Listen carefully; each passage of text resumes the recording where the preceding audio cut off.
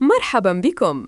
اليوم سنكتشف وصفة تجمع أسرار المطبخ المغربي والخليجي، كابسة المروزية الملكية. نبدأ بتحمير قطع اللحم الضأن الكبيرة في السمن الحار. يجب أن تأخذ لوناً ذهبياً عميقاً لإغلاق العصائر وضمان طعم غني ومكثف. والآن سر الوصفة: نضيف خلطة المروزية الملكية، الزعفران، الزنجبيل ورشة العسل الأصلي. نقلبهم مع اللحم قبل غمرهم بالماء. دعوها تطهى ببطء لساعتين حتى تذوب تماماً. في هذه الأثناء نجهز الأرز البسمتي.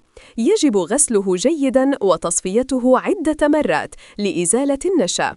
هذا يضمن حبات منفصلة وطويلة لا تلتصق أبداً. بعد أن استوى اللحم نرفعه بحذر.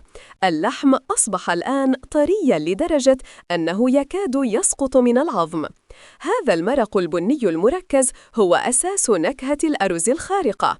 نضيف الأرز إلى مرق المروزية الساخن ونوزع الزبيب واللوز المتبقي ونغطيه بأحكام.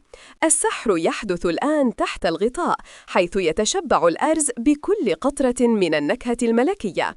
الوصفة الكاملة بكل تفاصيلها وكمياتها الدقيقة تجدونها في صندوق الوصف بالأسفل.